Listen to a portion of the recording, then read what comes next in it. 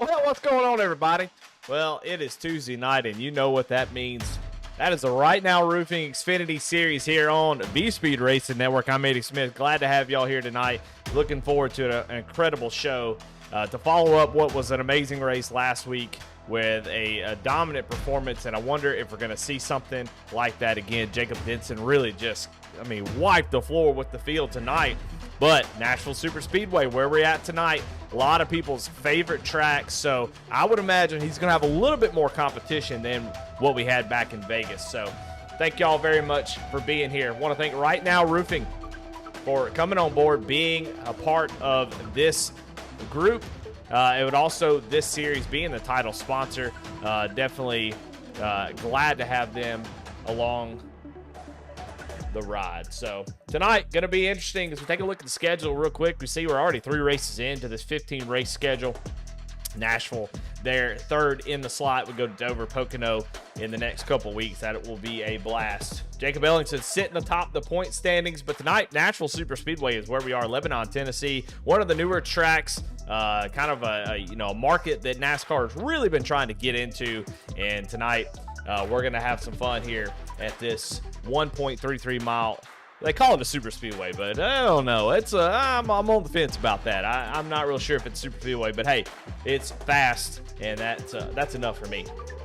Got the grid ready to go already. Guys have already got the qualifying in, so we're going to jump right into the grid and see where everybody's going to start here tonight. On the pole is going to be Jamie Barkus in that number 15. He is going to be starting inside of Jacob Ellington. Barkus about a half a tenth faster than second place, so Barkus already showing his strength there. He's been fast in all the series, actually getting the win last week in the next gen series, so he's looking really good. Trevor McManus going to start in the third position with Alex Cruz there in fourth.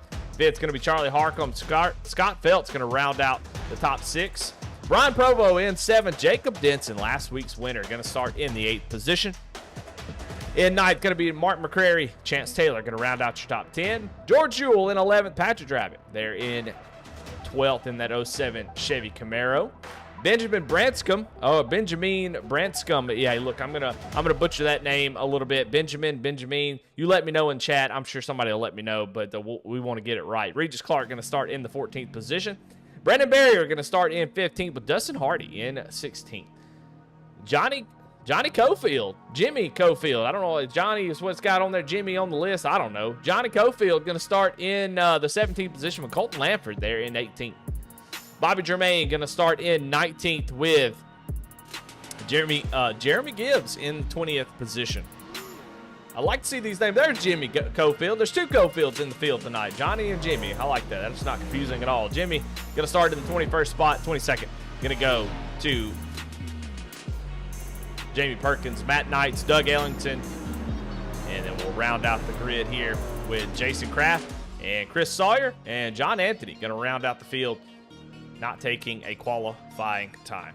Well, let's take a look at your race analysis real quick. Xfinity cars, 100 laps, 4 total tire sets, fixed setup, 1 fast repair if you need it, and it is going to be a lot of fun. Let's get ready to get rolling here as they're getting ready to take the green flag. Barney's got it in hand. And he waves the green flag is out for Jamie Barkus, and we're green here at Nashville.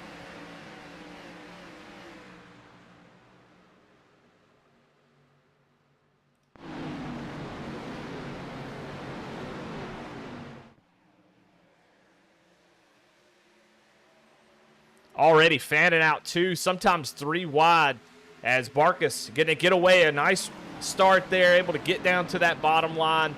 I think you'll see the bottom be sort of the preferred line, but you see some guys working that top side and trying to make it work.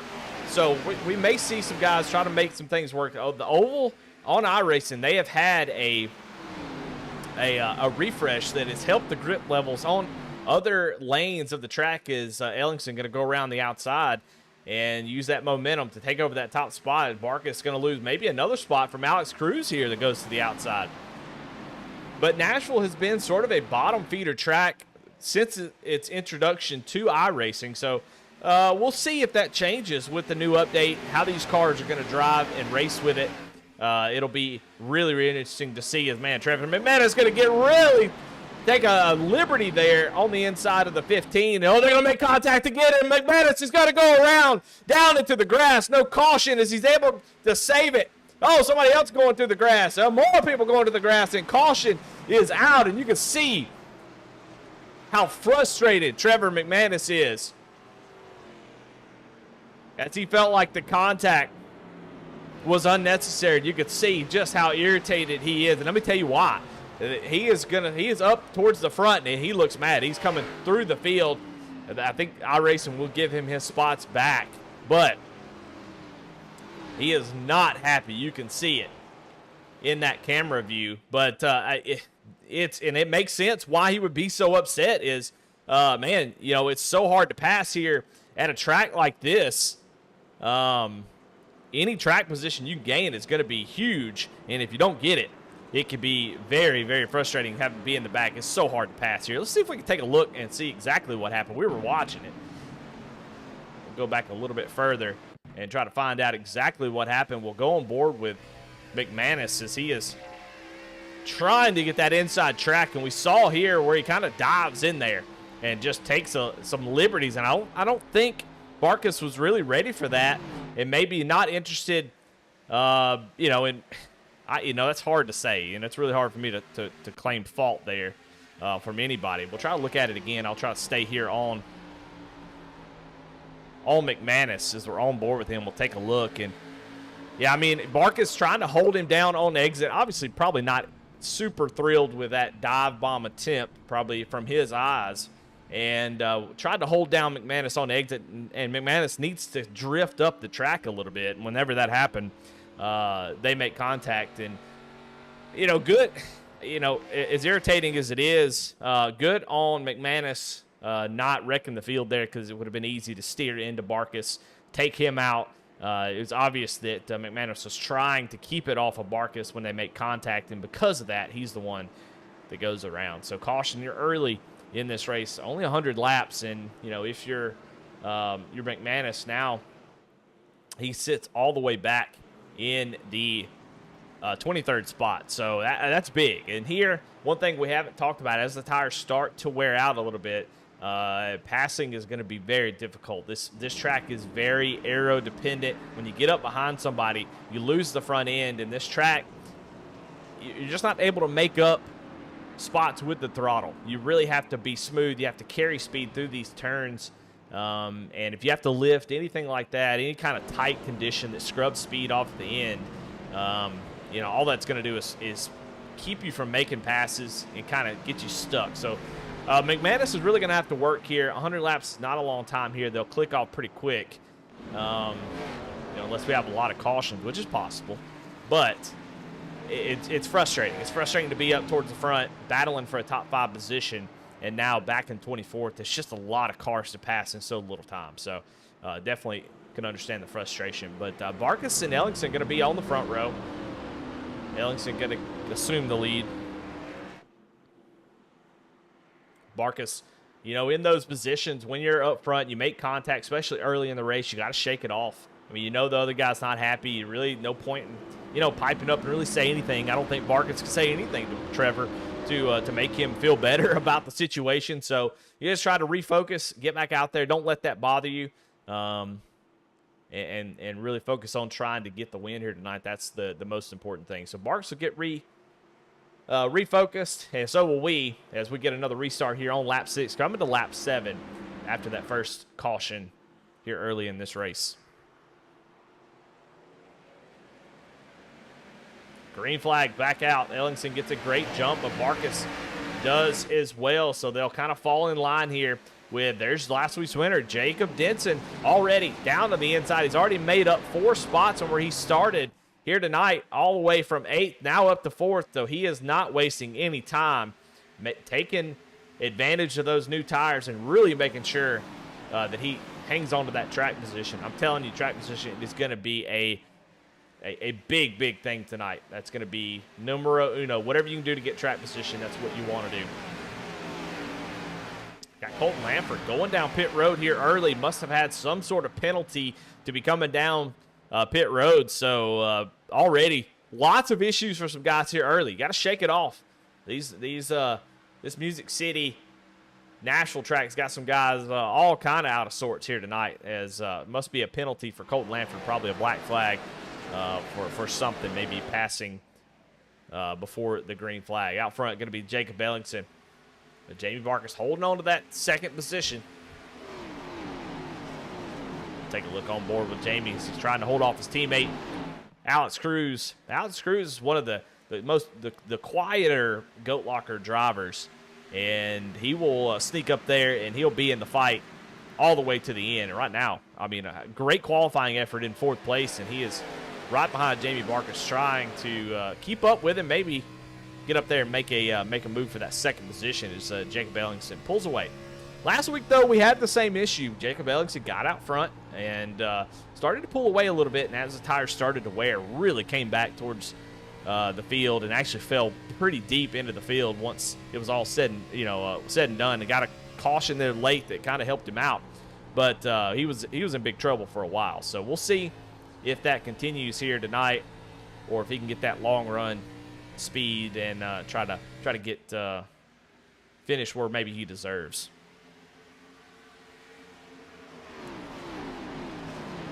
Checking in on McManus. He's already up to the 17th position, made quite a few passes since the drop of the green flag here on this restart, and he is looking on the back bumper to that number 3 of Jimmy Cofield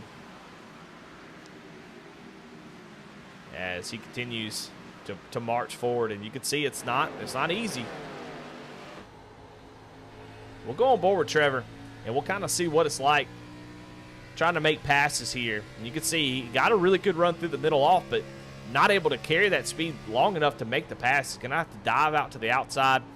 Oh, Jimmy's going to overdrive the entry. That's going to give the exit to Trevor. And actually, Jimmy, a little bit nervous there on exit, and actually just elects to get out of the way and says, oh, there you are, and just let him go. So probably smart move by Jimmy. That is, anytime you see a guy that get wrecked out of the, second or third place, he's mad as a hornet. Last thing you want to do is get in his way.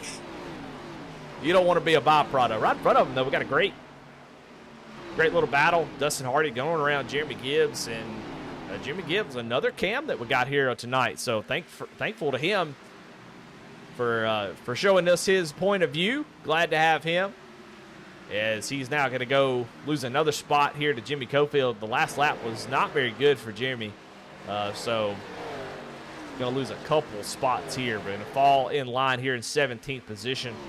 And you can see the focus there. I mean, he is focused up. He's got that number 2 machine. He's kind of moving around, trying to find some grip. That number 2 car looks pretty good. I'm a little partial to orange paint scheme, so yeah, he's definitely playing to the announcer tonight. Good looking scheme. Running in 17th, made a couple spots up, so he is on the move regardless of the last couple laps. Up front, Jamie Barkus starting to put a little pressure here on Jacob. Last time by about a tenth faster than the 27 machine. So I got to say, man, Barkus has really upped his game, in the last couple seasons. He's always been pretty fast. I mean, I would say he has been a race-winning speed already, but he has shown, especially in the last week, to have that dominant performance. He's got the ability to take control of a race and not sneak into a win, but go out there and take it. And he has done that this week in the Next Gen Series. Went up there and just had a fantastic race. In the Goat Locker Truck Series on Friday, was in control and had the lead out front and in that clean air. And here he is, he's going for some more clean air as he goes to the inside of Ellingson. We'll see how hard Ellingson will fight him, and not going to be that hard as Barkus going to slide up in front of him, show him that tail end, and actually slides the rears a little bit off of 4, so going to have to hold off just a little bit before he has sole control of that lead. But in the Truck Series, he was out front, gets loose off of the corner and hits the inside wall, and just damage kind of screwed him up for the rest of the race. But regardless, he was still out front, leading a bunch of laps, and, right back to 4. Here he is next week, out front here on lap 17, taking the lead here early in the race.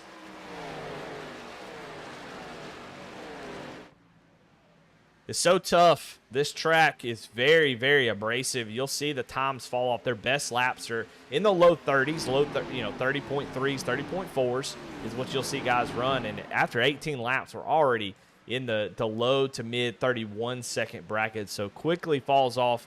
And now is when it gets really difficult to pass. You're going to see guys really try to make moves. It's going to be difficult to complete those passes because you need to be able to use the whole track as the right front starts to wear those right sides get really hot. And so, like we watch right here, we've got a battle between Benjamin Branscombe and the 36 of George Jewell.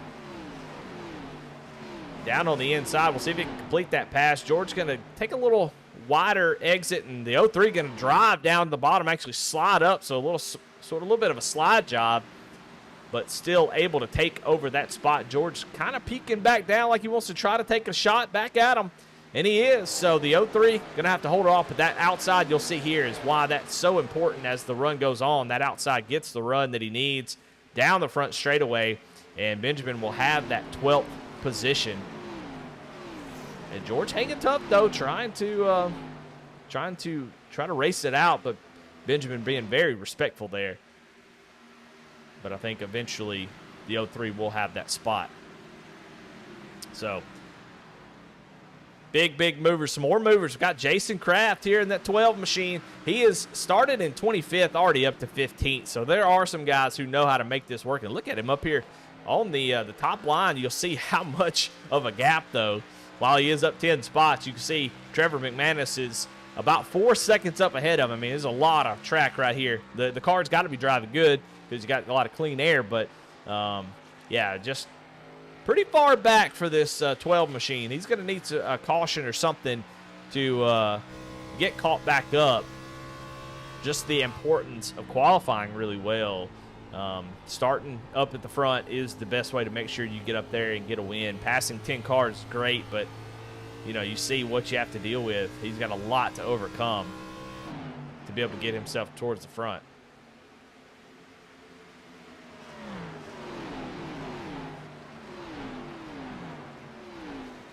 But everybody kind of spread out. We've got some battles all over the track. This is between Johnny Cofield and Brandon Barrier. Brandon Barrier has not had a great start to the night. Started in 15th, just dropped back to 22nd, but currently trying to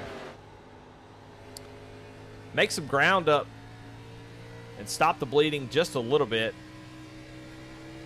as Johnny Cofield starts to pull away ever so slightly. Up front, though, it is still Jamie Barkus.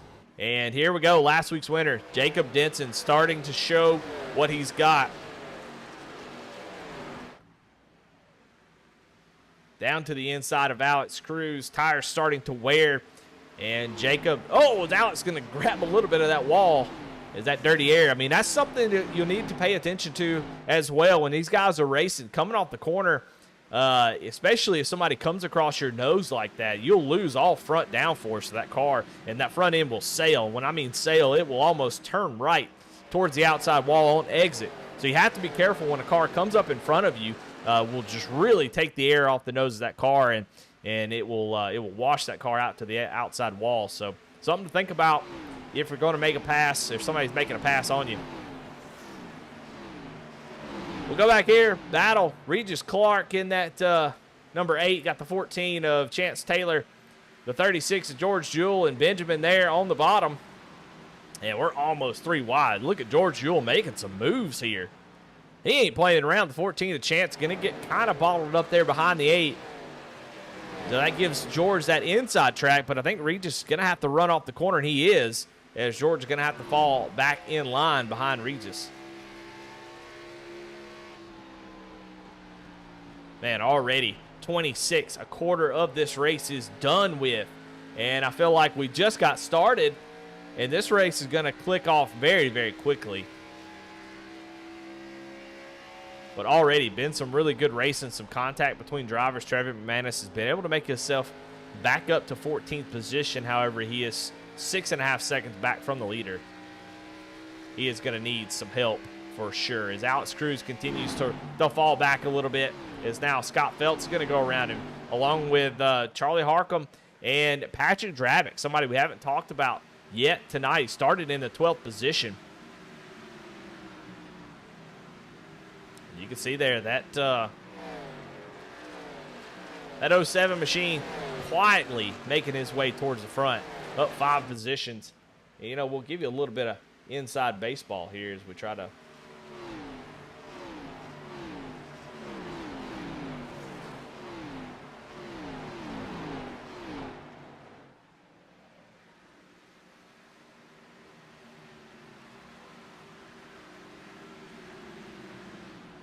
maybe I'm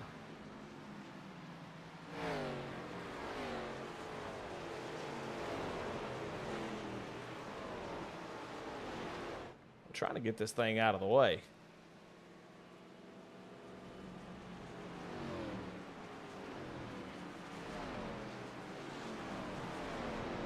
All right, well, that was totally worth it. All that silence, and we have a caution out as somebody is slow on the track while I was sitting there trying to fiddle, trying to get Patrick's face out of the way so we could see what was going on. And I have no idea what brought out the caution. Like some damage to Doug Ellingson, and we'll try to go back and see exactly what happened to him here on the replay. You can already see he's in the grass. We got to go back a little bit further. Oh, my goodness. Doug Ellingson with Matt Knights. We take a look at the VSR in the replay. Doug on the outside gets a run off the corner, and he gets tight there into the wall. Comes down, almost hits Matt Knights right in front of the 6. Oh, going to make a little bit of contact, and he goes around. And you see that rear bumper just taking off, and he's going to go through the grass. Just the 6 of, I don't know who's in the 6 car. Somebody got the wrong paint scheme on, but I don't know who it was. Either that or I can't see. I don't know. It was somebody in the 6 car, but Doug Ellingson going to bring out the caution, second caution of the night here, and you see everybody down on pit road. 4 tires of fuel is going to be the call as Jamie Barkus is going to win the battle off pit road as more drivers. See Jacob Denson comes out in 3rd, Scott Phelps in 4th, Patrick Drabick in 5th. Gain a couple spots. Alex Cruz comes out in the 6th spot.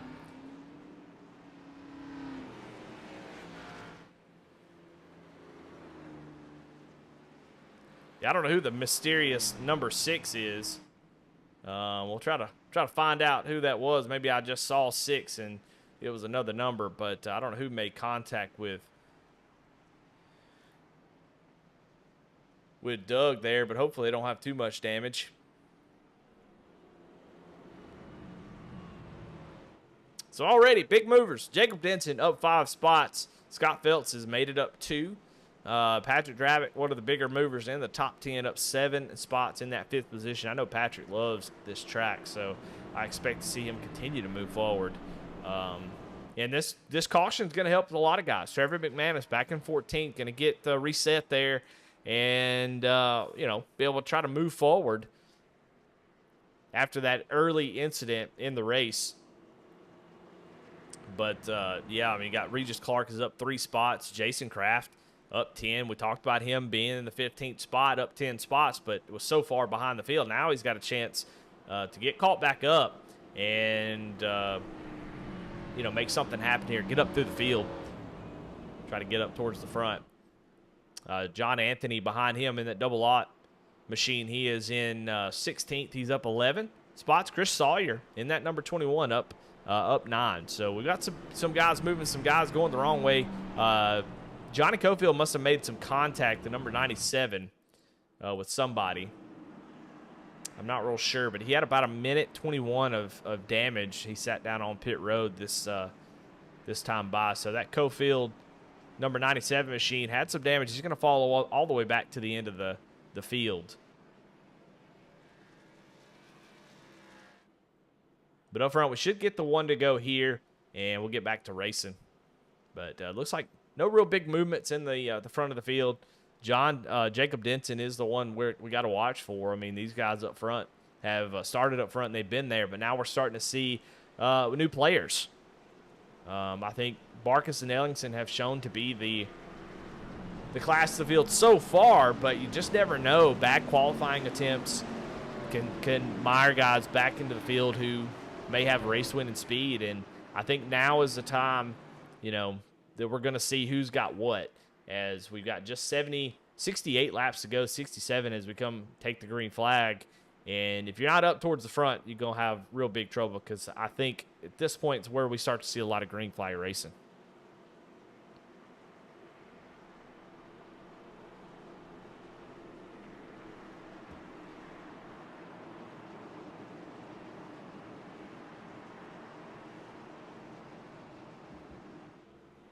But Marcus with the lead, had a great long run car there.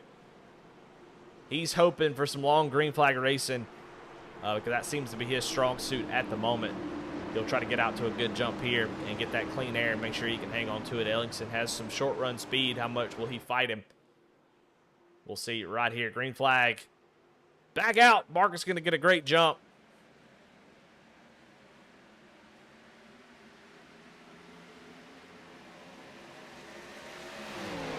And I got to say, impressive field count here tonight as we watch Marcus go down into turn one with, Ellingson going to get a little bit loose. Jacob Denson gets loose as well. Made them both nervous. So we're going to go 3 wide as Patrick Drabick goes down to the inside. 3 wide for second place. Denson and Drabick both back out, as that car did not want to stick there on the bottom, as I think the guys on the outside and middle line actually drove in extremely way too deep. And here comes the 07 down to the inside of Scott Feltz. And we'll see if Patrick can make that inside line work. Scott holding strong on the outside. Patrick going to have to keep it down low, as he's still got Scott on the outside. And he had Denson right in front of him. So trying to make that bottom side work, and you can see how difficult it is. The car just wants to go to the outside wall and just not able to do it. You're going to see Scott Feltz right towards the end of this thing going to have a nice little run as they continue to be side by side.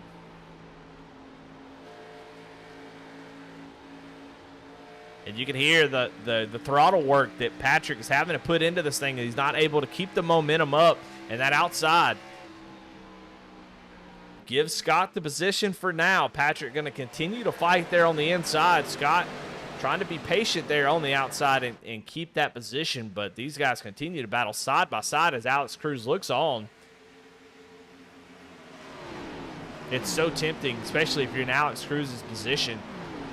But you really have nowhere to go. As, man, Patrick, the big slide as he tried to gas it up. Patrick was trying to gas it up and get that slide job on exit, and that car it said no. That's one of the few times the car will actually say, I'm not doing that.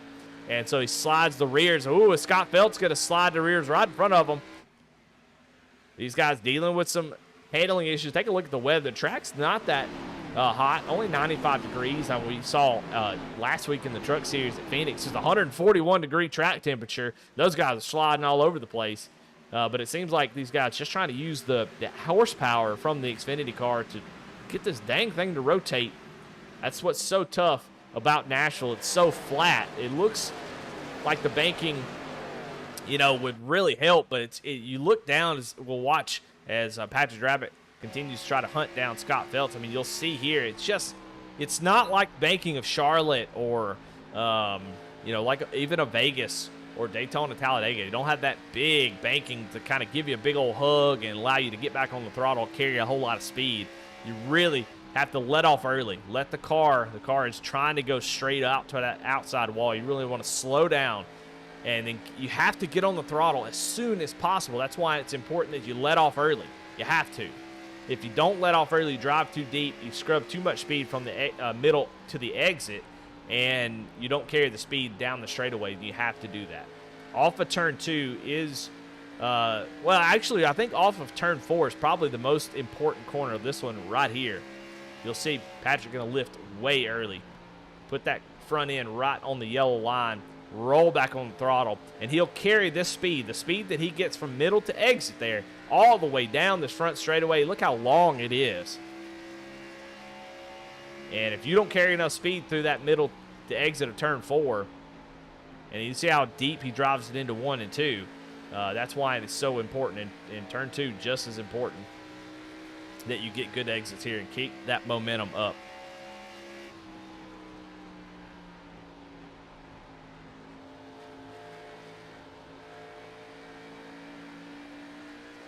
So Patrick kind of stuck here behind Scott Phelps up front. It is a three-way battle now with Jacob Denson joining the battle. Ellingson has, this time, has changed his approach a little bit, decided to, let me just hang back behind Barkas, see what he's doing, and try to emulate that as I got out too far ahead and started to lose some time towards the end of that run. So Jacob this time hanging out, trying to make sure that he doesn't burn those tires up here early. I think the strategy there to me, and the way that I see it, is if I know that I can run fast laps, yes, I can pass Barkas and get out to about 0.5 of a second lead, burn my stuff up, and then Barkas come pass me back. Or I could ride behind him, try to save as much as he's saving, and just base my strategy based on him. I'm running in second. I'm in. That's a perfectly fine. As long as he's not driving away, you're in a really good position. So now it's just a game of who can save the best, who can save the best tires. Now, obviously, Barkas has the best handling being out front, but Jacob can really keep the pressure on. And if Barkas makes a mistake, he could be there to pounce on him. So, and Denson is sort of in the same boat there. So these guys really being patient. You don't see them doing anything like dive bombing and stuff, but just being patient, trying to pull away from each other. Denson actually had a really bad lap that time by. He's going to lose a lot of time. As Barkas crosses the line, he is running a 31 flat, where Denson ran a 31.141. So he got really tight there, and I think had to scrub a lot of speed off. But up front, really no change, and everybody sort of nose to tail. Not really any battles going on at the moment. Check in on Trevor McManus, who is up to that top 10 now. He's looking on the back bumper of Mark McCrary, somebody we haven't talked about so far this race. So Trevor, after that first little incident,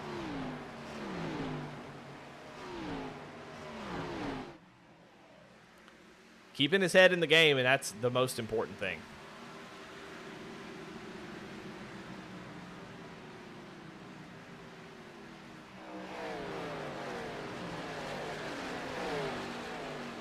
Looks to the inside of Mark McCrary, and I think Mark gonna, I don't know if he's gonna let him go, but man, Trevor's got a nice little run here, and he's gonna clear him before the entry to turn 1. So move Trevor up to the 9th position. I mean, he's a man on a mission at the moment. He is got a lot of cars out in front of him. He can pass a lot of potential positions. How hard is he driving it? We're looking to be on sort of a green flag run here. Want to make sure you hang on to that car. You can see that wheel working as Brian Provo gets into the wall there. That 08 machine makes a little bit of contact. Talked a little bit about that dirty air early in this race and how, man, it'll make you tight off the corner, and that seems to be what he's dealing with at the moment.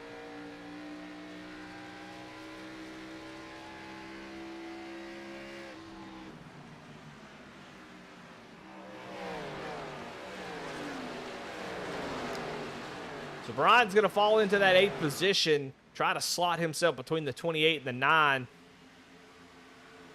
And you see just one mistake. I mean, just barely clipped that wall, and that was enough to fall back into the clutches of Trevor McManus and actually start to lose contact with the 28. I mean, they've updated the damage model pretty recently, so I don't think it was enough damage to cause him to be down on speed, man. Look at Trevor McManus drive down in the corner, and Provo actually drives down on his door to try to cut that off, and man, McManus sideways coming off of turn 4 as he's trying to power it down to get the run down the straightaway to clear Brian. Not going to be able to do it quite as easy as Charlie did, but going into 1, he drives it deep into the corner, able to hold on to it. So Provo, just that one little bit of contact, now going to lose a couple spots.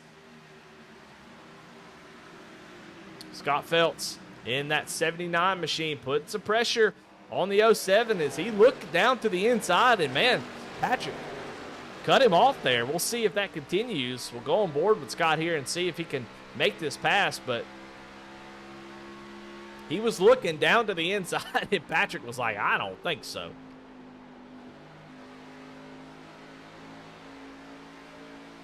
You could see Scott trying to get on the gas a little bit earlier, to get down to the inside, try to get a run on him, but just not able to do it as we have crossed over into halfway here tonight in the Right Now Roofing Xfinity Series.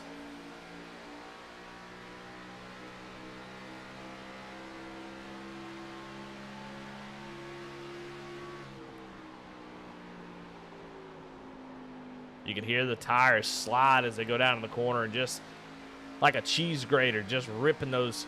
Well, there's not really tread on the tire, but that's what you call it. Off that, I mean, it just if it was in real life, there'd be a ton of marbles up at the top of that track. Somebody tried to get in there, and Scott Phelps really drove it deep into the corner. Actually, really struggled in the middle of that corner as he got close to the back bumper of the 07, and he is going to lose a good amount of time as Trevor McManus continues his trek back towards the front, down to the inside of Alex Cruz. Going to clear the 5 machine. Alex really struggling here so far. He has fallen from 3rd all the way back to 8th as this race continues on. But I don't know if it's really an indictment on Alex. I think Alex has been just as fast as he's been all race long. I just think there's been some guys, you know, like Trevor, who've been towards the back and need to work their way back to the front. And then we've got guys like Jacob Denson and Patrick Drabick that have really worked their way from the bottom half of the top 10 up into the top 5. So just some guys moving forward, and I think Alex is just kind of sitting, holding steady for the moment. But we got to keep a watch here on Trevor. I think he's been the most exciting after that incident. And I think he's going to need another caution. He is 3.3 seconds back. He is running very similar lap times, but you can see how loose he gets off the corner there. He's really putting a lot of pressure on that Chevy Camaro. Those tires are really going to be upset after, you know, a few laps, especially if he continues to slide the car like he is. Likely to be able to win this race, he's likely going to need another caution to get kind of caught up after getting inside the top 5. But, I mean, we've already seen it's possible. And then there it is. As Chance Taylor, broadcaster curse. And unfortunately, the 14 of Chance Taylor has gone around, and that will bring out our 3rd caution of the night. Let's take a look at that replay and see what happened to the 14 machine. Got the 97 of Johnny Cofield down on the inside. Cofield going to do a little slider here, and I think Chance trying to get back under the 97. Gets that crossover done, and we'll see what happened here. Oh, as Johnny Cofield's going to get into the right rear quarter panel of the 14, and that's what sends him around. Take a look on board with Johnny. I mean, just hard racing here. This is back for the, I think it was about the 15th position. And you see Johnny really did a slider there to try to take that position. And then right here, similar to what we saw, you know, from Barkus, where Chance was expecting. And this is always such a tough deal. We'll take a look one more time and actually slow it down a little bit so I can analyze it a little bit better. But right here, what the expectation is that the 97 will kind of flow out to the wall as we get ready for the entrance of turn 1, and that's what the 14 is expecting. Whereas the 97 is trying to hang down on the outside of the 14 to try to keep him from getting a good entrance to 1. So just different strategies right there. And the expectation from the 14 is he goes out to the wall. And I think that's a reasonable expectation. But that causes a lot of incidents from time to time. Just 2 guys racing for the same real estate. So, you know, to me, racing deal. We have had pit stops. While we were breaking that down, Barkus comes down and able to hold on to the top spot. Jacob Ellingson is in 2nd. Jacob Denson in 3rd. Patrick Drabick in 4th. Scott Phelps is your top 5. Trevor McManus was able to come out in the 6th position. So he is back into this race. Talked about that earlier. And right on cue, was able to get that done. Let's take a little break. We'll come back after this commercial from Premier Setup Shop.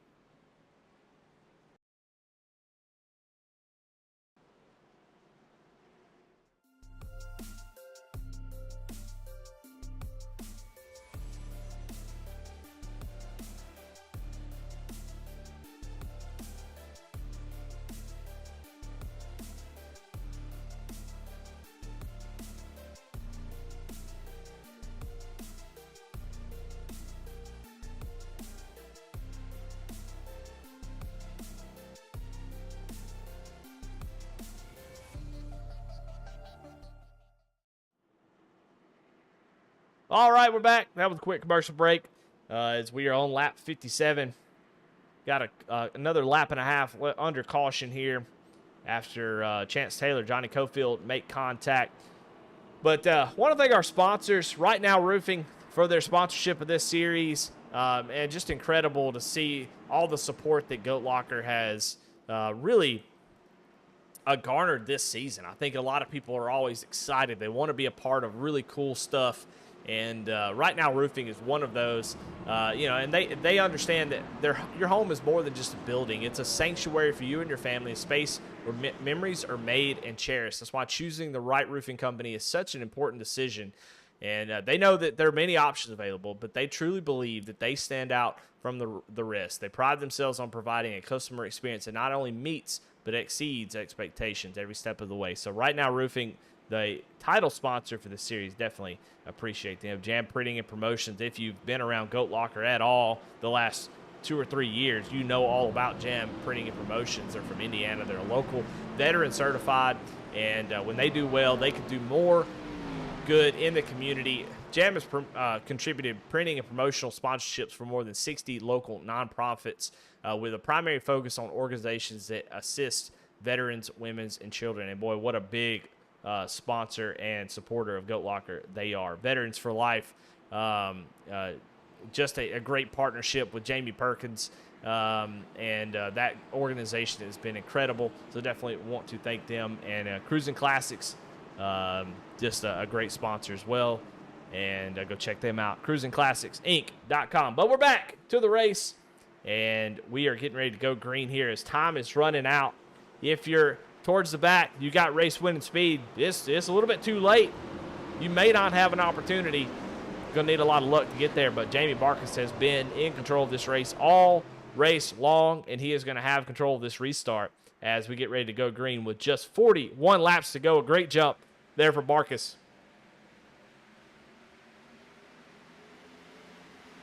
And you see a little Goat Locker teamwork there as Patrick was able to get a really nice jump, and now it's going to be the outside of Jacob Denson and try to get around that number 7 machine. You got the 7 and the 07 battling side by side. We'd love to see that. But you see the outside line as the 07 is going to push up the track just a little bit. And, I mean, you got to be aggravated at this point because, look how lined up they are. Trevor now going to the inside with Scott Phelps lined up right behind him. That outside just not ready to really race just yet. Now he's kind of stuck up here on the outside. He's going to hold off, but you see the racing going on right in front of him. McManus trying to take over the 3rd position, but Jacob Denson not as dominant as he was last week for sure. He has been kind of stuck in that 3rd place, and look at how much travel that 7 had as Trevor going to hold on to it, though, and able to get to that 3rd position, and Scott Phelps going to join as Patrick going to fall back to that 6th spot. The racing here is just unbelievable here at Goat Locker, and this has not changed in every season. Every series has been like this all season long. We've had some races that have gone flag to flag, green flag. We've had some that have had a few cautions. We have not had any that have been plagued with a ton of cautions. It's just been plagued with amazing racing, and this has not changed here tonight. As, man, look at Jacob Denson. He knows, look at all the cars behind him. He knows he's got to fight. Even on that outside that's not currently working, he's got to fight hard because he knows that if Scott Phelps gets around him, he is going to be in trouble. And Scott also feeling that pressure of the cars stacking up behind him. And Patrick Dravick also, he's like, hey, we got to figure this out. I got to go. Patrick Dravick gets to the back bumper, but here comes Charlie Harcum trying to get a run on the outside. Not quite able to maintain that. I thought he was going to get a run there on Patrick, but wasn't quite able to do it. As, man, we're on board with Charlie now. You see he's working that about a half a lane up. And see the run he's going to get here. Oh, got a little too excited. Gets a run here on Patrick. Going to look down to the inside. Patrick tried to guard it just a little bit. They're going to both drive it down into the corner. Patrick really leaning. Taking, I would say, a little bit of a liberty there with Charlie. As Charlie makes one mistake, that 07's going around. So that's how hard Patrick's having to fight, putting himself in danger almost to maintain that track position, and that is how important it is. You have to do that. I mean, Patrick has no choice. He gives that position up, he is going to fall back. You see Alex Cruz right behind Charlie. That's a big swing. Him doing that right there has kept him on the back bumper of Scott Phelps instead of way back there fighting with Regis Clark. So that's how you have to fight here. That trap position, just way too important. Well, what is McManus able to do? He's been just as fast as the leaders. Everybody really in the top 8 have run the same lap times. They are equal to each other. So I think this run to the end here is going to be whoever saves the tires the best. Up front, it is still the Goat Locker teammates of Jamie Barkas and Jacob Ellingson, and they have really controlled this race together. Ellingson got out front early, but then fell back quickly as the tires started to wear. So Jamie, since then, has been in control of the race, and they have out to about a 1.5-second lead over Trevor McManus, who is a man on the mission, able to drive all the way from the back after that lap 4 incident, and now finds himself in that 3rd position. I mean, just a dang good drive here for the number 9.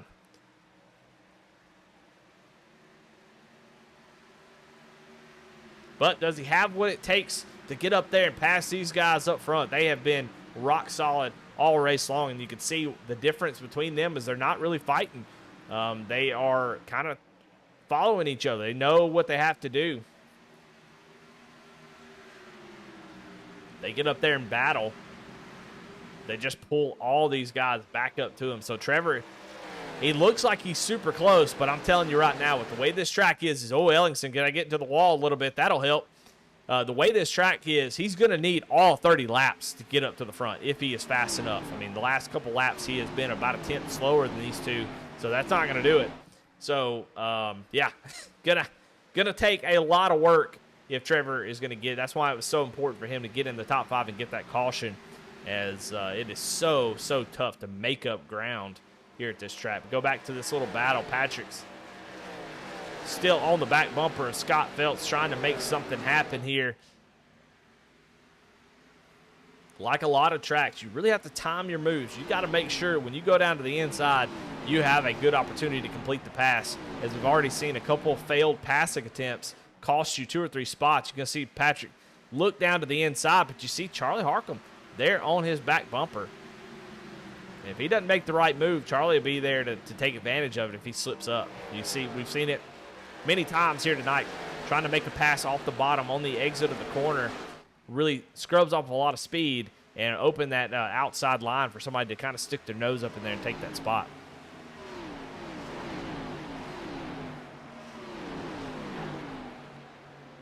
But the racing from 5th on back to 10th is just incredible, as these guys are all nose to tail. Here comes Patrick down to the inside. Scott Phelps going to kind of squeeze him and crowd him a little bit. Same thing that Patrick did to Charlie Harcum.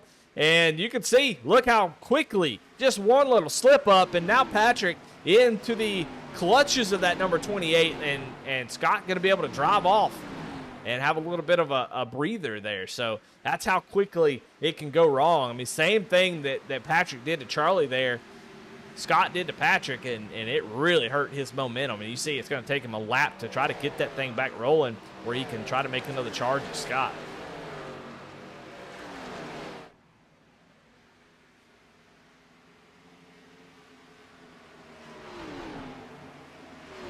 Big movers.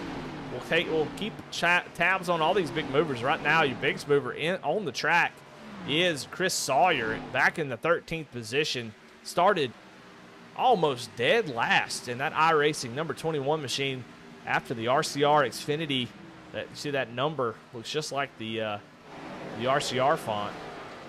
And, man, he's having a great race. Trying to crack the top 10. He's going to need a couple spots here and a little bit of extra time, as he's got George Jewell and the 08. But a big move from him. And then John Anthony back in 16th. Also another. Here we go. Charlie Harcum has gotten to the outside of Patrick Drabick. Patrick was going, trying to make a pass for 5th, and now he is losing 6th. As Charlie going to go around him, and now the 07.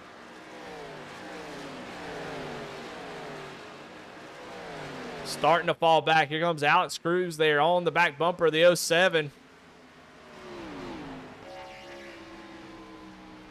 We've seen that Right Now Roofing back bumper quite a bit.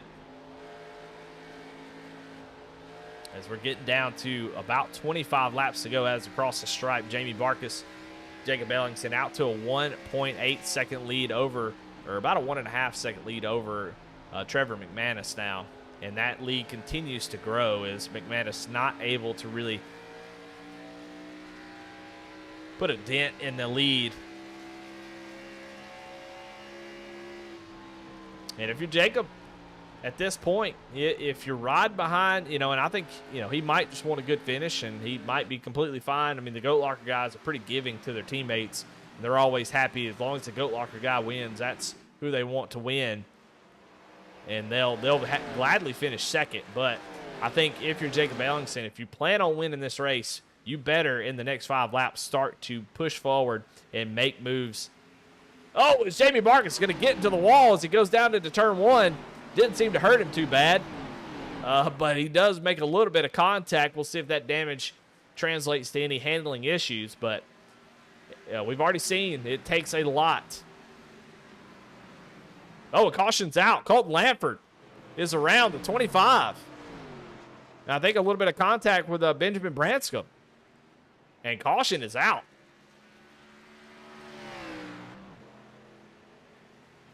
Go back and see what happened between these drivers. See the 25 and the 03 side by side. And they come off the corner. Oh, the 03 is going to get into the wall. When they do, they make contact and they go around, and they just couldn't stay off each other. And Colton, kind of not really much he could do there. But the 03, I mean, that's just that tight condition trying to make that work. Come off the corner, you can see the 03 going to get in the wall, come back down, just trying to save it, doing the best that he can. And honestly, Colton Lanford kept it from going going down into pit road. We'll take a look at it one more time as everybody, I'm sure, be thinking about pit stops. And you can just see that the car just sailed here on exit. Boom, right into the wall, just ever so slightly. And that was enough to upset that 03. And they make contact, so. Down pit road to go.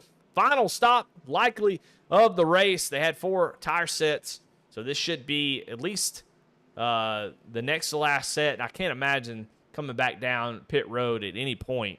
So everybody going to come down pit road. If you don't come down, they've been on these tires for 22 laps. You do not want to try to stay out. I think that would be the quickest way to go from first to last. As we do have some strategy, though. Scott Phelps going to take 2 tires. He's going to come out with the lead as Trevor McManus got a little wild trying to come off the pit road to beat Jamie Barkus. Couldn't quite get that position, but he's going to roll off in third. Ooh, this is going to be an interesting start. Scott Phelps with the 2-tire call, the only one in the field to elect to take 2 tires. Will that strategy play out? I don't know. Ooh, that's a tough call. I think if maybe we had about 5 to 6 laps to go, I think I like that call a little bit better. But those left side tires are extremely, extremely important. And I know if Scott's listening, he's rolling his eyes because he's like, just trust me, man. And hey, I like to be proven wrong. I have no problem with that. But I feel like the way that this track works, the left sides are very, very important. And we'll see. I'm excited to see how it works out. I have very little faith that 2 tires is going to be the call. We've seen tires be a huge, huge deal here tonight. 15, 16 laps. We're already a second and a half off pace. Those left sides are going to be screaming. Where he's really going to struggle is not the entry, not the exit, but through the middle of the corner. He's not going to be able to roll the center like the guys on 4 tires. So that'll be where the problem. If he can get out to a good lead, try to get settled down, let the first couple laps of the new tires kind of wear out a little bit. He might have a shot with the clean air, but I'm a little bit nervous for him. I don't know.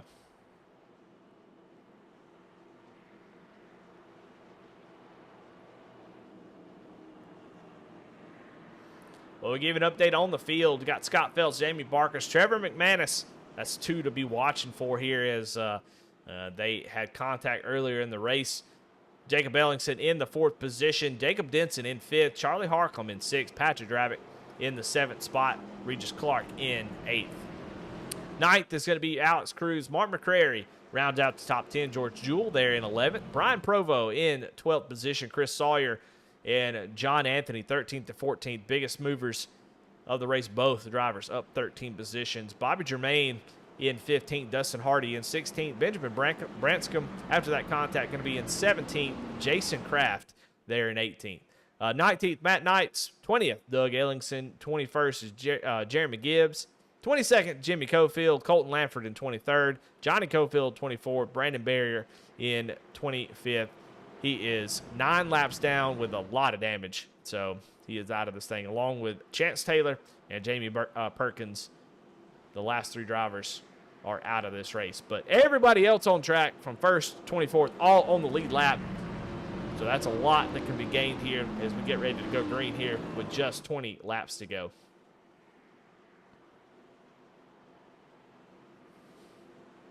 And the big question on this restart, obviously, the biggest elephant in the room is going to be Scott Phelps. It's a lot of pressure, man. You think about it, you look, you go, golly, I hope a couple more people would do it. I mean, there's a lot more safety in numbers.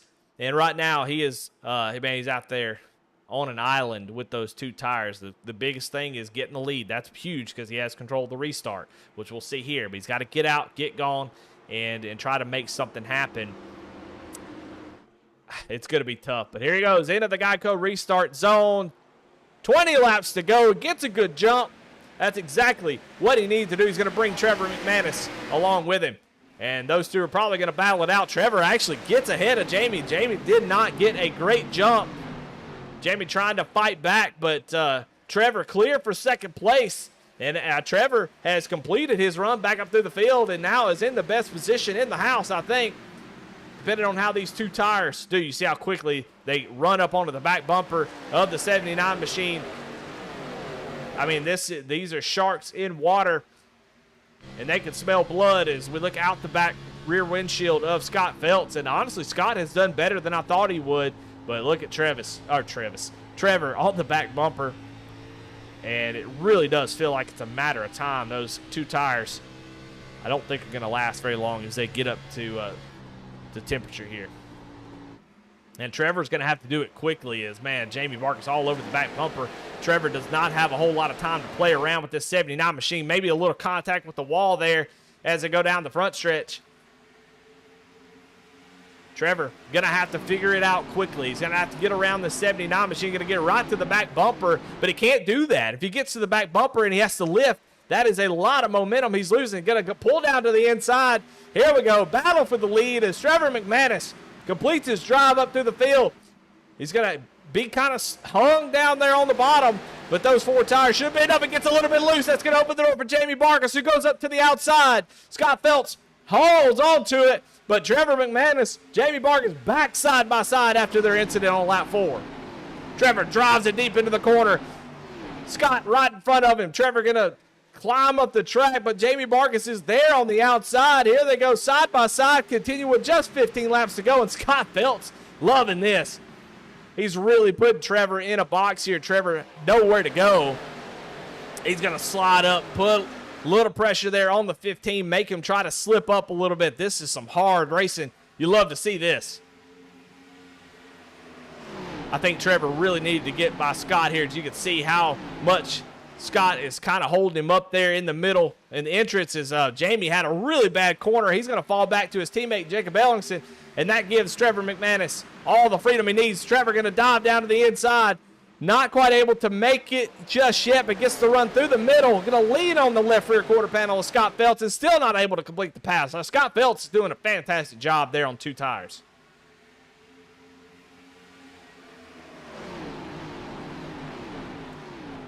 Trevor continues to try to get the lead, and I got to eat a little bit of crow here regardless of what happens with Scott. From here on out, he has done an incredible job on these 2 tires. I thought he would be dead in the water, but so far done a great job of holding on to this lead. As he comes off the bottom, Trevor going to get a little bit too high, has to check up and going to lose a ton of time down the front straightaway. That's going to allow Jacob Ellingson to get a little bit closer. So Trevor has all the advantages of the world, but not able to capitalize on them just yet. Still 13 laps to go. There's plenty of time, but you see Jacob Ellingson, that short run speed becoming a problem for Trevor as he continues to try to hunt down this 79 machine. And I know Scott Phelps is looking back there going, please, Jacob, get beside Trevor, because I know Trevor gonna fight like HELL to keep him from getting by him, and that's going to allow Scott Phelps to pull away. And, man, I tell you, super impressed with Scott Phelps at the moment. Oh, Scott kind of drifts up the track a little bit. Here comes the run. Both drivers have a run. The 9 just not really sure where to take it. He's going to go maybe up to the middle line. Here comes Jacob Ellingson down to the inside. Scott Phelps going to get a little bit of contact as he was right in front of him. Scott Phelps gets loose down to the inside. Trevor gives him a little shove. I don't know if contact was made or if it was just air on the back bumper of that 79, but Trevor was like, hey, I'm about to get past here. I got to go. And made a little contact, but here comes last week's winner, Jacob Denson, to the inside as they all kind of scramble around here after that contact. Scott Phelps going to fall all the way back to 12th. Trevor McManus takes over the top spot, and, man, they are racing. Oh, no! Contact, Jacob Denson, as Barkus gets in the wall, comes down the track, and turns the 7 into the outside wall, and caution. Back out again here at Nashville. Oh, it was almost contact from guys not slowing down. And we saw it on the screen, but we will take a replay look at that. And we'll go on board with Jamie Barkus's. That's where it all happened. And just racing hard. He gets on the throttle. Boom, going to make contact. And just as he was trying to correct it, corrects it down into the 7, and, man, last week's winner going to be out of the thing. We'll go on board with him as he's going to get right hooked here, right into the wall. Nothing he can do.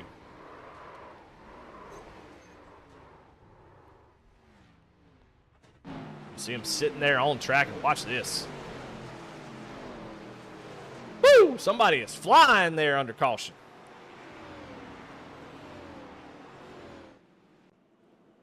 All right, well, you know, I'd love to go back and look. I don't have an event for that, but go back and look at Scott Phelps when he, and you know what, we're gonna do the best we can to get that look for you, because I'd love to see what happened between those two drivers. So gonna be a little bit clunky here, as we'll try to go back and see exactly. We'll go on board with Trevor and see if we can't see if there was any contact. I mean, it was really, really close.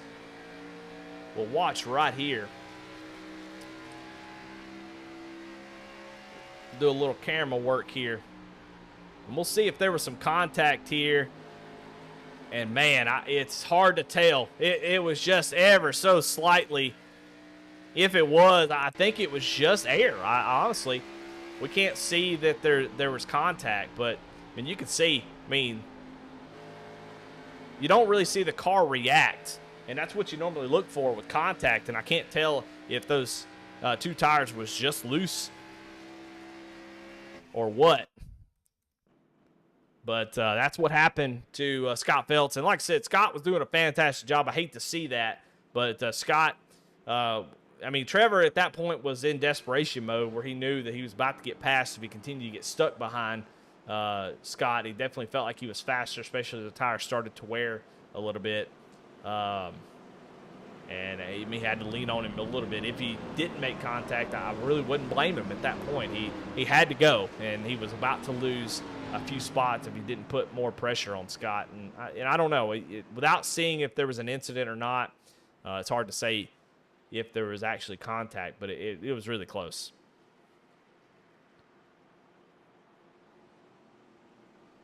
Well, here we are. I mean, this is going to be a shootout of all shootouts, and I think Jacob Ellingson has been one of the fastest drivers on the short run. So these tires are going to get to cool off a little bit here under this caution, and so I think the two short run drivers are on the front row. I think this is going to be a battle. You got India Autosports, Trevor McManus there in the 6. You got Jacob Ellingson, Goat Locker in the 27, and I think Jacob is going to have to get a good restart here.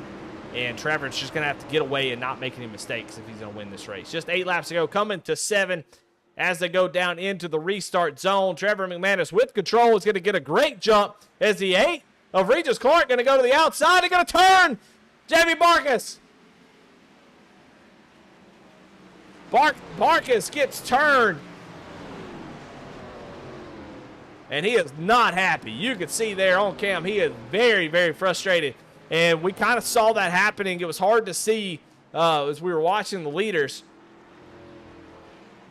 But we'll go back and look right here as Regis Clark is going to get a great jump on the restart. We'll back it up just a little bit. See, he's hanging back, and I think,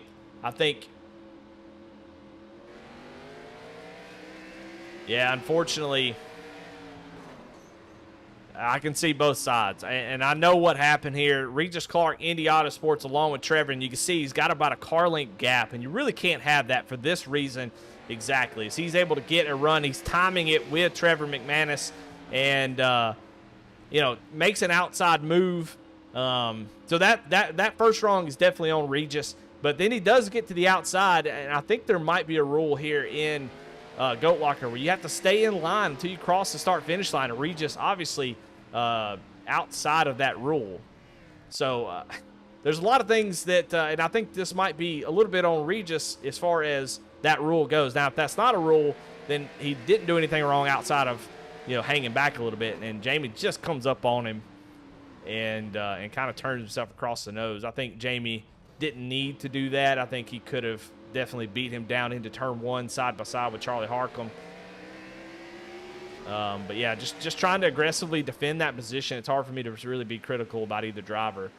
But I think once they look back at this, I think Regis probably was a little bit out of line getting that jump like he did. In real NASCAR, you'd be black flagged because they don't allow that. You can't. We saw Chase Elliott last season get black flagged for that, for hanging back on a restart. So I think both drivers had something to say about that one.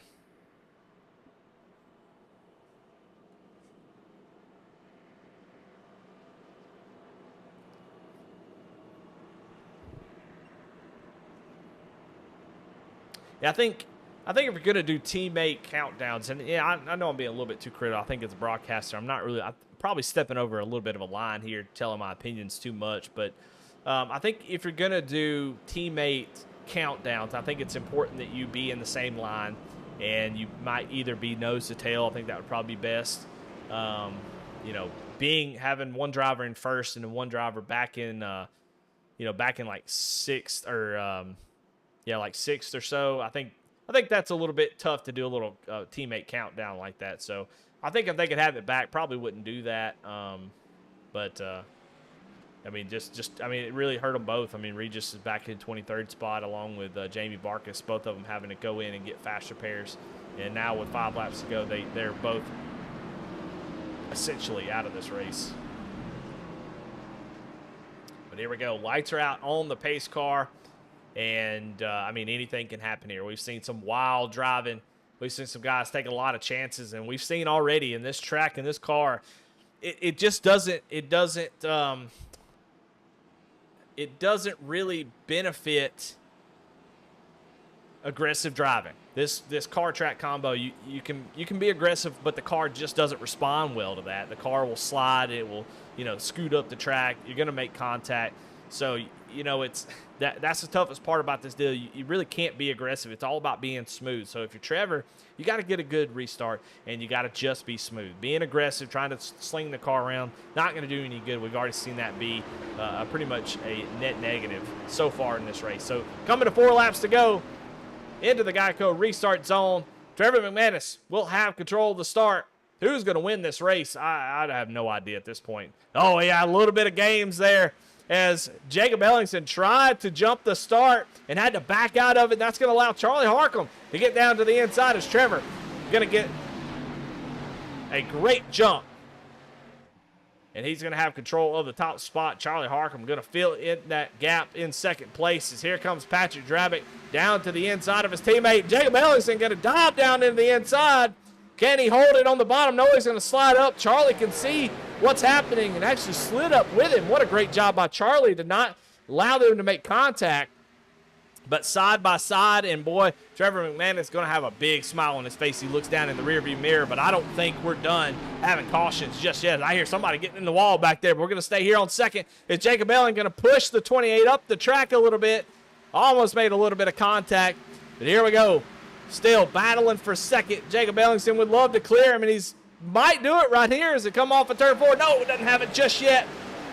Charlie still got the nose there, and Jacob going to push him up into the wall. And Charlie going to make contact, but here comes Patrick Drabick down to the inside. What does Jacob have for the leader, Trevor McManus? Half a second is the gap between first and second at the moment. But Trevor McManus, after that contact on lap 4 with Jamie Barkus, going to come off of turn 4. If he can get this white flag, it is going to be in the books. Is Jacob Ellingson going to get into the wall? White flag is out for Trevor McManus. One more lap to go. This one's in the books.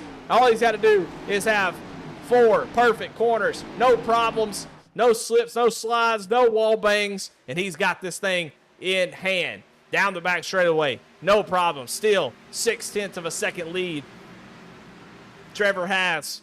Coming through 3 and 4, overcoming adversity is the name of the game tonight. And Trevor McManus, he is going to win here in Nashville.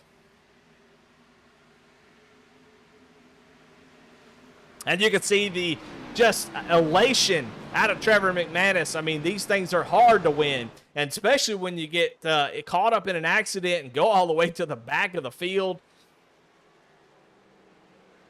And to fight back like that, that's how you do it. All I think about is Alan Gustafson when he was Jeff Gordon's crew chief, and he comes back on the radio and says, yeah, that's how you do it. That's how you fight. And that's what Trevor did tonight, as he's going to take the victory. He's going to burn them down on the front straightaway. Just some probably really exciting burnouts for the 9 machine, as we'll watch. Stay here.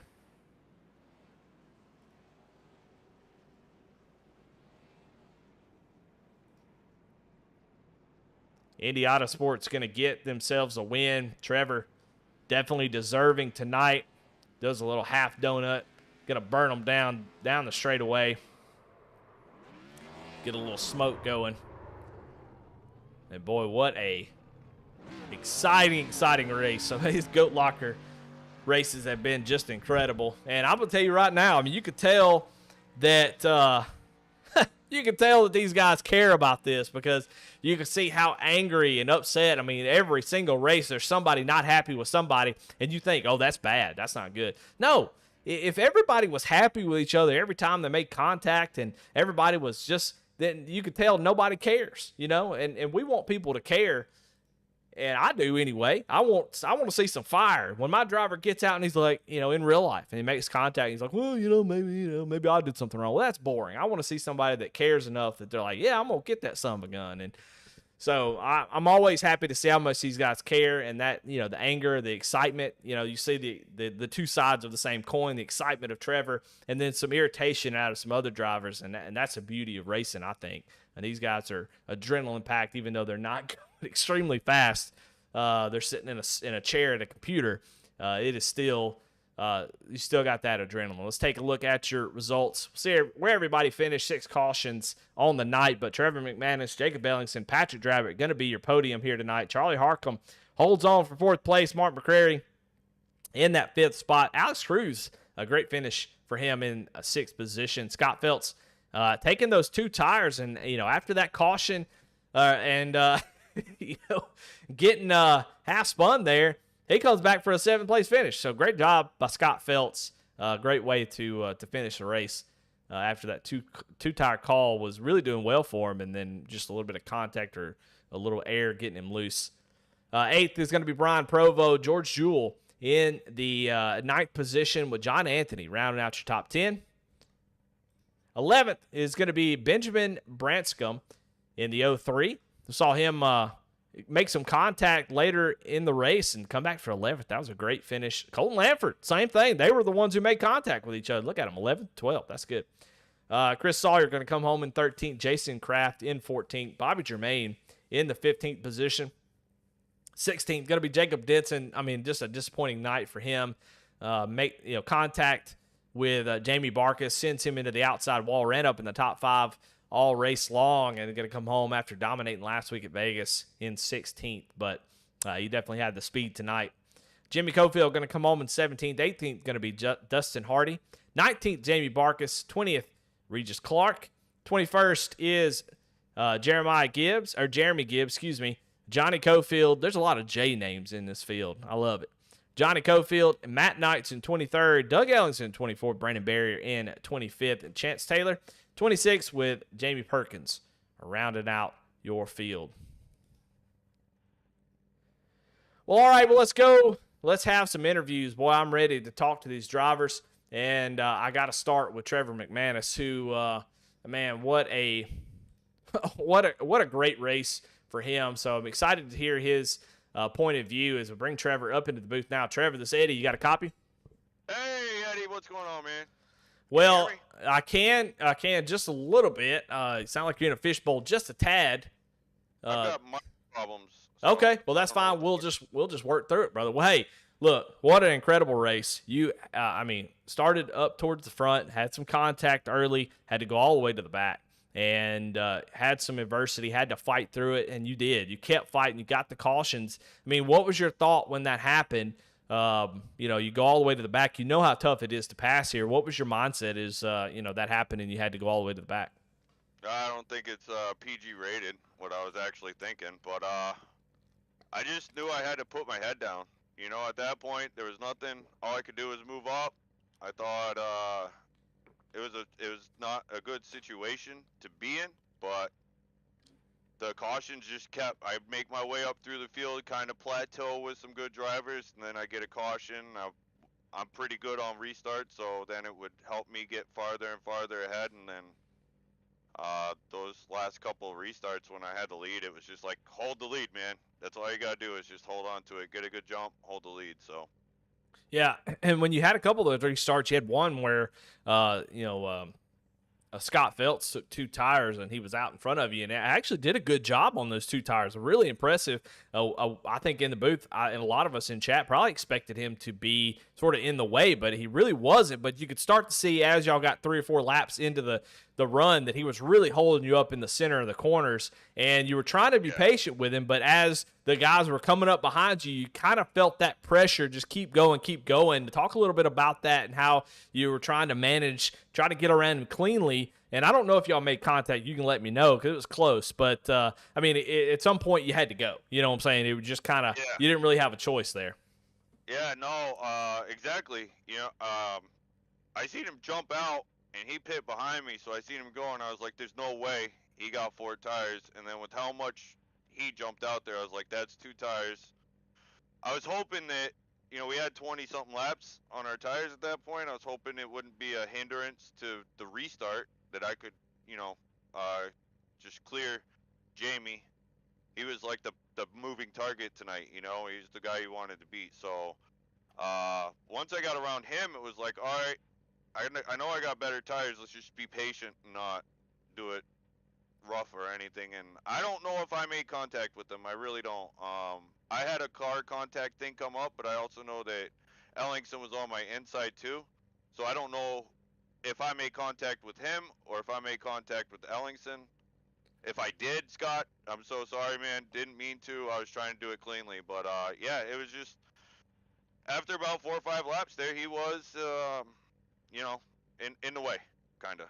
Yeah. Well, and, we went and looked back over it a couple times, and, it was so close that it was really hard to tell. But either way, you were able to get out front, and you're able to control the restarts from there, and it was just Jacob and I can't remember who else were side by side, and Jacob and Jacob side by side, and you had to have been smiling from ear to ear from that. Yeah, that was awesome. I was like, guys, just keep it up, at least a lap or 2. Let me get out there, because Jake and Jamie were so fast. if Jake would have got a clean restart, would have been able to start behind me, it would have been a really, really good race. But I feel like he had my number. But yeah, them racing side by side was what I needed. I needed that really bad. Well, needed it and you got it, and you were able to get the win here tonight. So congratulations, Trevor, on the win Thanks, Eddie. here at Nashville. Who do you got to thank? Any sponsor shout outs here tonight? Yeah, I gotta thank my sponsor, the Artisan Barn. They do all kinds of cool laser engraving stuff and hats and all kinds of cool stuff over there. It's veteran owned, which is really awesome that I get to support a local veteran with that. All my Indy Autosport guys out there for giving me the support. You for this broadcast. Uh, what is it? Redbeard, Jam Printing Promotions, Cruising Classics, Right Now Roofing, Veterans for Life, all the military, first responders, everyone out there keeping, you know, keeping us safe. My smoking hot wife, my family for watching. My boy on the way because I know he's in there giving me all this luck. I swear he's pulling me through all these races, and I tried to do that without reading it because I can't download it and read it fast enough. But I hope I got all of the, Goat Locker people. Podium Esports, forgot about them. Premium Setups for giving us our setups on Friday nights. They're cooler. They're awesome. Go check them guys out. Yeah, I think I nailed them all, but I'm not quite sure. Maybe I I'll think get a fine. I think you nailed it. Well, congratulations, Trevor. Go celebrate. Man, what a great race out of you, man. Thanks, Eddie. I appreciate it, man. I love going back and watching your races, bud, and all the work you do on Friday. Thank you, man. Well, we appreciate that. There you winner, Trevor McManus, as he takes home the victory in a thrilling race. Yeah, I mean, there's a lot to talk about here tonight. And we'll talk a little bit about it with Jacob Ellingson, who we have up into the booth. Jake, this is Eddie. Great race out of you. Started up front, got out ahead of Jamie, then had to back off just a little bit, and he's kind of rode behind Jamie the rest of the race. Talk a little bit about your race. Yeah, that first move, when I got out to the lead, I kind of just pushed it a little bit too hard, and I started to get real loose. Coming out of the four, and then I seen Jamie starting to catch me, and I was like, just back off, and maybe it was still kind of early in the run at that point in time, and then I kind of backed off on the tires a little bit and seen that I could kind of salvage the run a little bit. So I just kind of rode behind Jamie for the rest of the time, and then we just started getting cautions, right at that tire window we were at, and just kind of lucked out and stayed up front. Yeah, I mean, some really good battles, but you really weren't a part of any of them because you were up there behind Jacob or Jamie the whole time. There on that last restart, is there anything you could have done different, maybe to keep up with Trevor? I tried to time the restart. Maybe if I didn't do that or timed it a little bit better, I would have been able to keep up with him. Maybe give him a run for his money. But overall, it was second place. Couldn't ask for a better finish at Nashville. All right, well, there you have it. Second place finisher. And Jake, as always, man, who you got to thank? Definitely got to thank Right Now Roofing for sponsoring the series. They've done a great job coming on board. Excited to see what they bring to the table for the rest of the season and future seasons, hopefully. Jam Printing Promotions, Veterans for Life, Cruising Classics, Red Beer Design, and of course you, Eddie, at V Speed for doing the broadcast. You do an amazing job as always, and definitely got to thank my daughter for tuning in and supporting me every single race that we have. All right, well, there you have it. Jacob Ellingson, your second place finisher here tonight at Nashville, as he able to hold on to that second place spot and was definitely a bridesmaid tonight. Just kind of hung around that second place all night long, but that's good for points. He probably continues to be the points leader. But we got to bring in our third place finisher.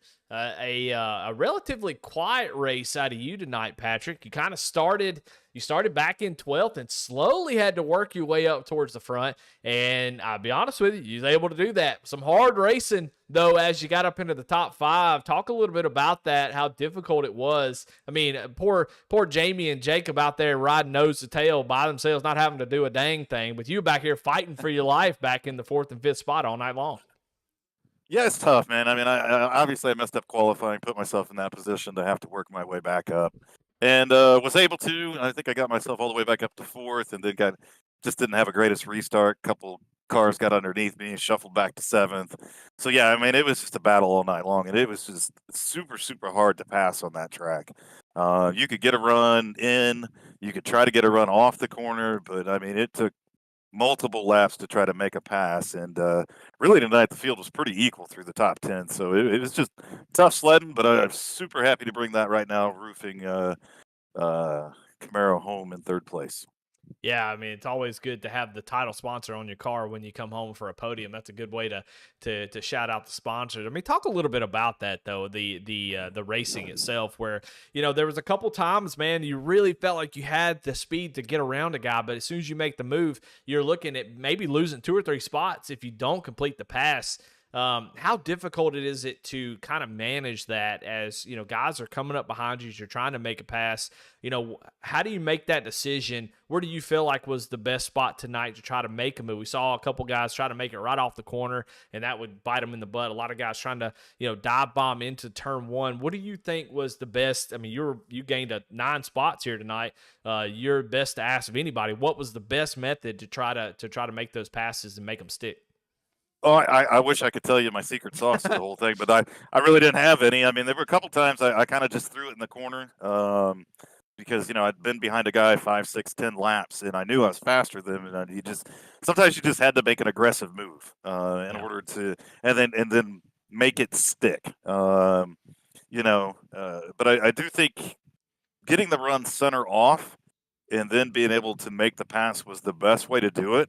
But the thing with Nashville Superspeedway being a concrete track, I mean, guys can really hold on the outside line. Even if you push somebody up into that outside line, now they get a stronger run off the corner. And I think you saw that all night long, or we saw it all night long. I mean, you got a guy that was a little bit faster than the guy in front of him. He makes a move for 5, 6 laps. You watch them battle side by side, and then the pass doesn't happen, or somebody else gets involved in that, and you get shuffled back. So I mean, it made for a lot of fun racing. You had to think through a lot of different things, but Eddie, no secret sauce, man. I mean, a couple times I dive bombed it. A couple times I got good runs off.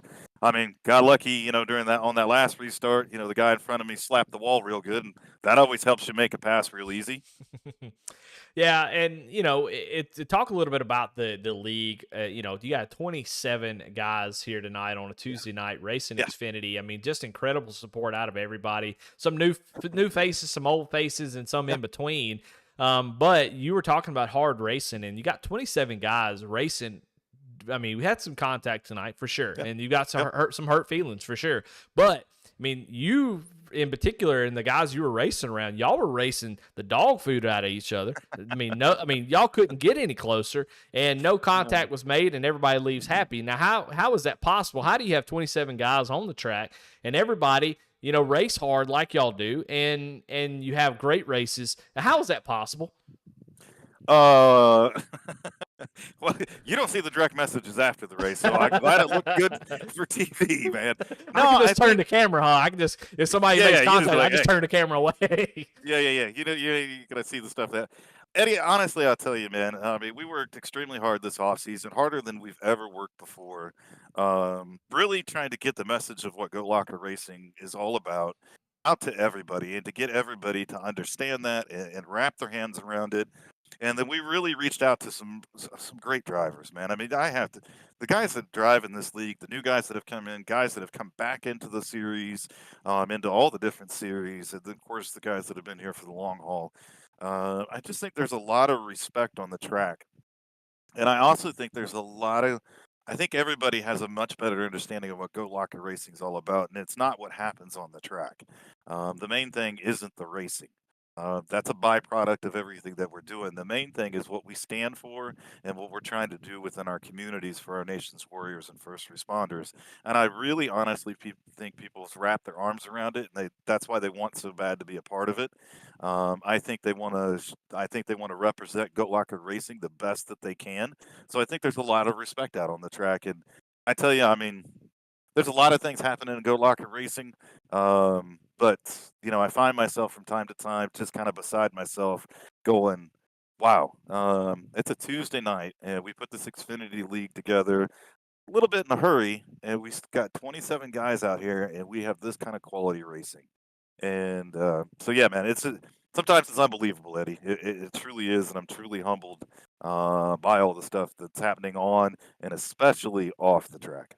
Yeah, well, and that's a great point. What I love is, they talk about football between the hedges is where the action is, and once you get out of that, it's back to the real world, and it's back to what really matters. And I love that about Goat Locker is that on the track, I mean, y'all are racing the heck out of each other, and it is tough, just nail biting action. Y'all are getting aggravated with each other, but as soon as you log off and y'all get back on Discord, it's all love, man. It's all it's a brotherhood. It's a group of guys that are all coming for the same thing. I like that. That while you can separate the two, you guys get in there and y'all, I mean, you just get so aggravated at each other. You go, why did he do that? And you go so aggravated. And then you get on Discord and y'all laughing it up and having a good time. And I think that is the thing that Goat Locker does the best. I believe is you have some of the hardest racing out there, closest, best, and then you get on Discord and it's just a fun time. Everybody's in a fun mood. You don't see people writing books to each other after each race. Everybody's able to let it go for the most part. And I think that's what makes Goat Locker so successful outside of what y'all are doing for veterans. I mean, just incredible. So I know taking up your time, but man, just a great run for you. Third place tonight. I know Friday night you had a tough go early in the race, and man, it sucks to go out early. But tonight, why you got to bring that up on a Tuesday, man? Well, but I'm just saying that you a great way to start this week out is to kind of shake that off a little bit and come home with a third place finish. So, man, congratulations, and as always, man, who you got to thank here tonight? All right, there's a lot of pressure on me right now. I gotta make sure I get the sponsors right. You'll get a penalty if you don't get it right. I'm gonna mess it up. No, I mean, a huge shout out to Right Now Roofing, who has come on board here recently. Not only the title sponsor of this series, but they're doing a lot of other things within Goat Locker Racing. They were the first organization to step up to the plate and donate the money for us to donate our first sim rig. For those people that follow us on social media and everywhere, I talked about it in the drivers meeting, but we are fully funded to donate our first sim rig. And so we actually have an application that's out there. Find us on Facebook. You can find the application. But Right Now Roofing made that happen. So I'm wearing their hat and their colors here tonight. Couldn't be more proud of that whatsoever. And of course, all the other sponsors that we have and Jam Printing and Promotions and everything they do. Every Truck Series driver either has a hat or a shirt, and a lot of other people do. Well, Jam Printing and Promotions puts that all together for us, and I can't thank them enough. Cruising Classics is an amazing organization in Columbus, Ohio. Not only do they have their car dealership with all the classic cars they have, but they have a performance center as well. So be sure to go check them out. Redbeard Designs. I mean, Redbeard's killing it with all the logos that they've done for every series. The Goat Locker logos. It is a veteran-owned company and absolutely killing it for us. And got to send a lot of love to my boy Travis there at Redbeard Designs as well. But no, and a big shout out to you, Eddie, and all the stuff that you're doing. Not only are you helping us here on Tuesdays with V Speed Network, and again, huge shout out to V Speed Network. And I mean, y'all seen the killer video that V Speed and Eddie Smith put together for us. I mean, that's awesome. But all the behind the scenes work that you're doing as well to help this monster turn. We got a lot of cool stuff coming up. More stuff to announce in the weeks coming. Had a lot of phone calls today. I had a really big phone call today with a really big race team. I'm not going to let it loose, but really big race team. But no, everybody that makes this happen. And then again, everybody that gets behind the wheel of their sim rig and comes out and supports Goat Locker Racing, everybody that jumps on social media and shares our posts, likes our posts, gives us all the love in the world. Again, I don't want this ever to be lost on anybody, how humbled I am by it, how much it means to me, and this organization as we continue to grow. Thank you, thank you, thank you from the bottom of my heart. Hashtag one lap at a time. That's Patrick Dravick. Coming home with a third place finish, and it sounded like he won the dang race. I like that. And I tell you what, in my mind, he has won as man. What a great league and nonprofit, all that stuff. I mean, it can't be overstated how important they are to the community, especially the iRacing community at the moment, veterans and what they're doing. I mean, what they've already done and what they plan on doing in the future.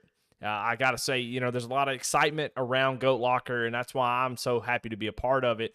It takes a lot of dang work to do these leagues, more work than you think, and you see the product on the track, and you think, golly, it just seems like you're playing a game. But man, these guys put so much work behind the scenes to do what they want, trying to make this stuff happen.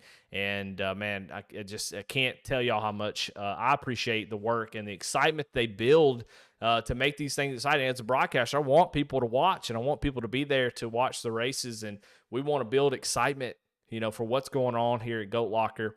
And can't appreciate Jamie and Pat and everybody who puts in a lot of time behind the scenes to make this stuff happen. Great racing. But I'm going to stop there, and we're going to talk a little bit about next week as we can get ready to end this thing here.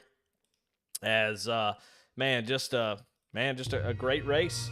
We'll pull up the schedule here and take a look at it.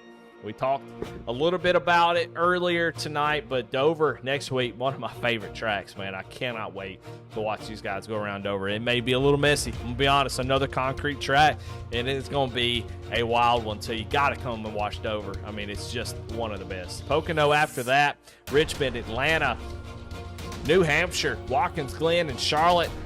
Then we start the round of 12 and go to Bristol and Michigan for that one. Then Kansas and Phoenix to set the final four, who will be racing in Iowa, which is also an incredible track. So great season already. Can't wait to see how this all plays out. And Dover is going to be a lot of fun. So come on back next week, and we'll see who takes home the victory at the Monster Mile. But for me, Eddie Smith, thank me for all the work I did tonight. Thank Bradley Cooper.